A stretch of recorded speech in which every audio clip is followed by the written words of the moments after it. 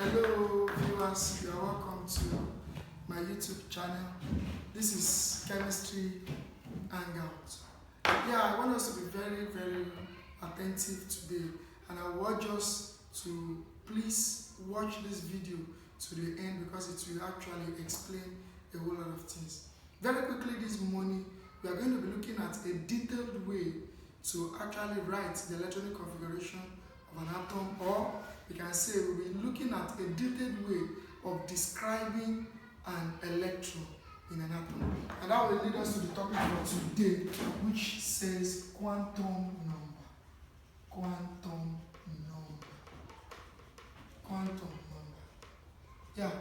For us to actually describe fully in details the electron in an atom, we make use of 4 quantum numbers. Yes, we make use of 4 quantum numbers. And what are those quantum numbers? We have one, the principal quantum number. We have the principal quantum number. We have the principal quantum number. 2, we have the azimuthal or subsidiary quantum number. Though some people call it the angular momentum quantum number, we are still saying the same thing. Or the angular momentum quantum number, still saying the same thing. While the third one is the magnetic quantum number. The magnetic quantum number. The magnetic quantum number. And we have the last one, which is the spin quantum number. Okay? These are the 4 quantum numbers used to fully describe the electron in an atom. We have the principal quantum number, the azimuthal or subsidiary or angular momentum quantum number, we have the magnetic quantum number, and we have the spin quantum number. Please, I want you to pay maximum attention. Now, for the principal quantum number our principal quantum number talks about the distance of the electron to the nucleus. Yes, our principal quantum number talks about the distance of the valence electron to the nucleus, and it is denoted as what? N. You know, that is the shell. In our previous video, I have said this, that our shell, our N can take a value of 1, our N can be 2, our N can be 3, our N can be 4, and so on. Which means if our N is 1, it means we have 1 shell. If our N is 2, it means we have 2 shells. If our N is 3, it means we have 3 shells. If our N is 4, it means we have 4 shells. So your principal quantum number talks about the energy level now. Yes, about the energy level, which is the shell, which can take possible numbers of N equal to 1, N equal to 2, N equal to 3, and N equal to 4. Okay, our azimuthal quantum number now. Our azimuthal quantum number talks about the shape of that very particular orbital. Yes, talks about the shape. Because our azimuthal quantum number, the symbol is L. Are we together now? The symbol for azimuthal quantum number is L. So it talks about the shape of the orbital, and it is related to our sublevels, which are S, P, D, and F. Where the shape of S orbital is spherical, the shape of P orbital is a dumbbell, the shape of our D orbital is a clover leaf, while the F orbital, you can have it to be a complex shape, or some school of thought say it is a multi-lobed shape. So our azimuthal quantum number talks about the shape of that very particular orbital, where you have S to be spherical, where you have P to be a dumbbell, a nodal bell, we have D to be a clover leaf, we have F to be complex or a multi-lobed shape. So for our azimuthal quantum number now, if it is S, it takes a value of 0. Please note that. For azimuthal quantum number, if it is S, the value is 0. If it is P, the value is 1. If it is D, the value for azimuthal is 2. And if it is F, it is 3. So with this, we can conclude that the possible values of our azimuthal quantum number ranges from 0 to n minus 1. Yes, we can say it ranges from 0 to n minus 1, which means if my n is 1, which is my principal quantum number, the possible value for our azimuthal quantum number will be what? Will be 1 minus 1, which is 0, and that tells me that this was the s orbital, which is spherical. If the value for our principal quantum number, if n is 2, the possible values for azimuthal quantum number will be L equals what? 2 minus 1, which is 1. So which means that our L can take a possible value of 0 and what? And 1. Where 0 tells me our s orbital and 1 tells me that it is p orbital. I hope you are following. If my n is 3, the possible values for azimuthal quantum number will be n minus 1, which is 3 minus 1, which is 2. So the possible values of azimuthal quantum number will be 0, will be 1, and will be 2. Meaning it can be s orbital, which is spherical. It can be p orbital, which is a dumbbell or a nodal bell. It can be d orbital, which is what? A clover leaf. Can we see that now? If our n is 4, it means the possible values for azimuthal quantum number will be n minus 1, which is 4 minus 1, which is what? 3. So it takes a value of 0, 1, 2, and 3. Where 0 is for s, 1 is for p, 2 is for d, and 3 is for what? Is for f. Can we see that now? So that's the reason why we concluded that our azimuthal quantum number, the possible value, ranges from 0 to n minus 1. And don't forget, our azimuthal quantum number talks about the shape of that very particular orbital. Now moving to our magnetic quantum number, that talks about the probable position of that very particular electron in the orbital. It talks about the location of this very particular electron in the what?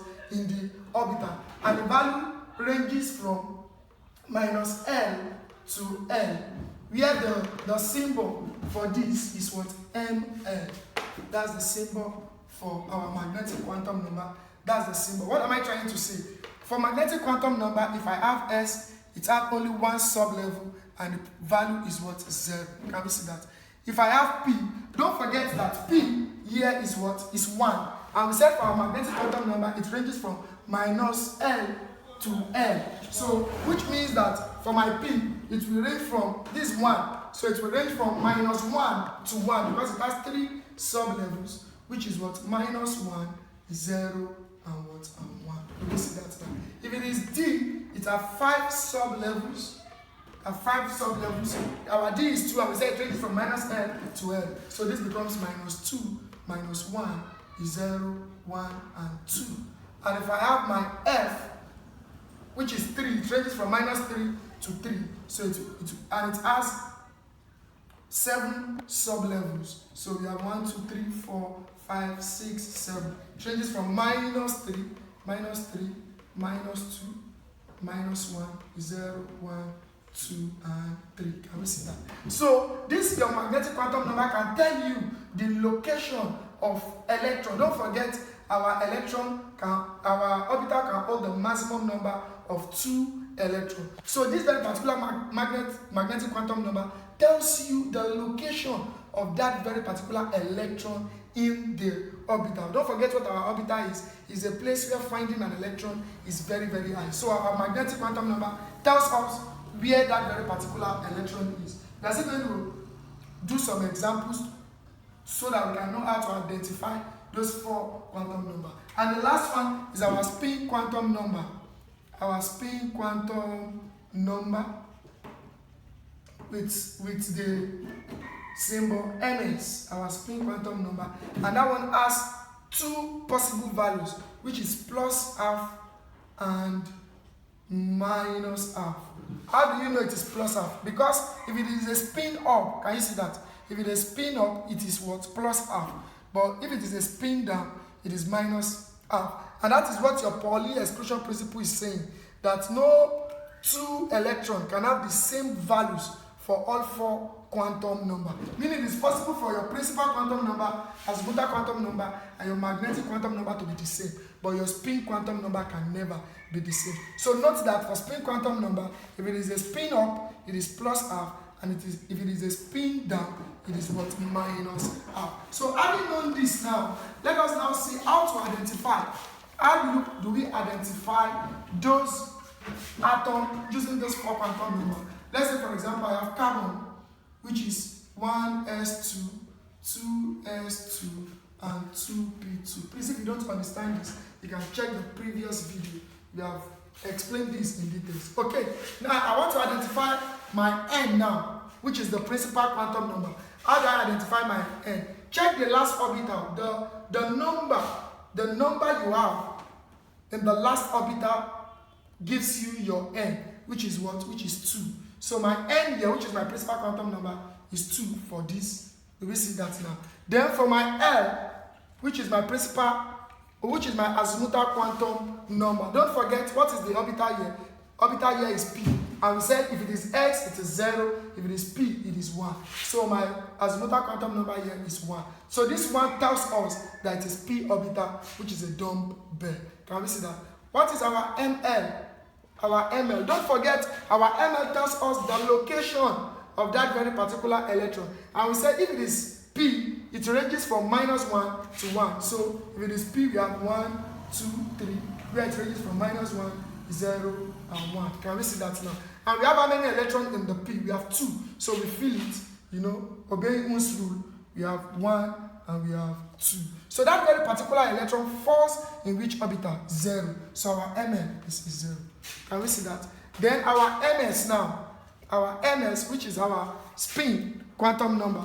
Look at this. You have a spin up, you have another spin up. And I told you, if it is a spin up, it is what? It is plus half. Can we see that? So this is how to identify the 4 quantum number of a given atom or of a given electron in an atom. Let's take other examples again. If I have aluminium, which is 13, where I have 1s2, 2s2, 2p6, that's 10, 3s2, then 3p1. Can we see that now? I have 1s2, 2s2, that's 10, 12, and 13, which is actually for aluminium. Then I said, what is our n now? Which is the principal quantum number. Check the last orbital, the number in the last orbital tells you your principal quantum number, which means it has 3 shells. You get that now? The principal quantum number is telling you the number of shells, which is 3, which we all know, 2, 8, 3. So it has 3. So our principal quantum number is 3. Okay. Our L now, don't forget, we said if it is S, it is 0. If it is P, it is 1. If it is D, it is 2. And this orbital is P. So our L is what? Is 1. Can we see that? Our ML, don't forget, if it is P orbital, it ranges from what? -1 to 1. So, and we have how many electrons here? We have just 1. So we fill 1. So that very electron falls in which orbital? -1. So our ML is -1. Can we see that? And our MS, which is our spin quantum number, is a spin up. Can we see that? It's a spin up, which is what? Plus half. Let's take one example again. I hope we are following. That's how to identify the 4 quantum number of a given electron or an atom. Okay, let's take calcium, which is 20. Let's take calcium, which is 20, where we have 1s2, 2s2, 2p6, 3s2, 3p6, 4s2. Let's count. 4, 10, 12, 18, 20. Okay. So what is our n now? Our n is telling you the number of shells, which is that figure in the last orbital, which is 4. So we have n to the 4. Can we see that? What is our L? Don't forget we said if it is S, it is 0. And this is S orbital, which is spherical. So it is what? It is 0. Can we see that? What is our ML? Our ML now tells you if it is S orbital, it has what? It has only one possible value, which is this. And the value is what? Is 0. Can we see that? So our ML here is what? Is, because we have 2 electrons now. Don't forget, we have 2 electrons here, which is 1 and 2, which falls in the what? In the orbital 0. So we have our ML to be 0. Can we see that? And what is our MS now? Our MS, don't forget we have 1 and 2. The last electron is a spin down, which means this is what? Minus R. Can we see that now? Okay, for this scandium, you can pause the video. You can pause the video and do this scandium yourself to see if you are actually getting it. So for scandium, which is 21, we have 1s2, we have 2s2, we have 2p6, we have 3s2, we have 3p6, we have 4s2, then we have 3d1. So this is 4, this 10, this 12, this 18, this 20, 21, which is the same here. We say, what is our n now? Our principal quantum number, don't forget, that is what? 3. Can we see that? What is our n? We say if it is s, it is 0, p, it is 1, d, it is 2, f, it is 3. So this is d. So which means our l will be 2. Can we see that now? Our l will be 2. Our ml now will be what? You know, if it is d, we say it has from minus 2 to 2. So we have this because it has 5 sub-levels. So we have minus 2, we have minus 1, we have 0, we have 1, and we have 2. Can we see that now? So for our D, what is the electron that you have there? Just 1. So we feel it, that's 1. Can we see that? So our Mn, that 1 electron falls in the minus 2 orbital. So this is minus 2 for Mn. While our Ms now is what? Is spin up or spin down. This is a spin up. And we said our spin up is plus R. That's how to identify the 4 quantum number. Let's take this one as the last example so that we can get it. Please, you can practice this on your own. It's very easy, and that's why we have simplified it so that we'll be able to get it. So let's just take this one, which is the last one. Let's just take magnesium, which is 12. You can have 1s2, 2s2, 2p6, 3s2, this 4, this 10, this 12, which is in accordance to the what number of electrons. So we said our n, you can pause this video to actually identify the 4 quantum number. Our n, which is the principal quantum number, is what? Is 3. Can we see that now? While our l, s orbital, don't forget, is 0. So our l is 0. Our ml, don't forget your s has just only 1 sub-level and can contain 2 electrons. Do we see that now? So this is 0. So we have 2 electrons here, 1 and 2. And they fall in which orbital? In the 0 orbital. That's our ml. While our ms is what? You know this, the first, you have 2 electrons. That's the first one. This is the second one, which is a spin down. And a spin down is what? Minus R. So for us to in detail describe those electrons, for us to in detail describe those electrons, we must be able to identify that 4 quantum number, which is either the principal quantum number, which is either the azimuthal or subsidiary, the magnetic or the spin. So that is how to identify the 4 quantum number, using it to describe in details that very particular electron. Because you see in the 4 quantum number now, you can tell the distance of that very particular electron to the nucleus. Can we see that? Which is our principal quantum number. For our azimuthal, you can tell the shape. If it is S, we know the shape already, the P, the D, or the F, which is our azimuthal quantum number. While your magnetic tells you the probable location of that very particular electron. Where is that electron in the orbital? Do you get that? And that's your azimuthal quantum number. And while your spin tells you their spin up or spin down. Is it a spin up or a spin down, which is your Pauli exclusion principle, that no 2 electrons can have the same value for all quantum number. So that will be that for today. That will be all for today. Please, I want to urge our viewers, if you are just checking on this YouTube channel for the first time, we really want you to subscribe to the channel so that when we drop any educating and exciting chemistry videos, you would be notified. You can hit the like button too on the YouTube channel. Please, if you have not subscribed, please kindly do that. And you can share this to your friends. You can share it to students around you. It will really help you. Thank you.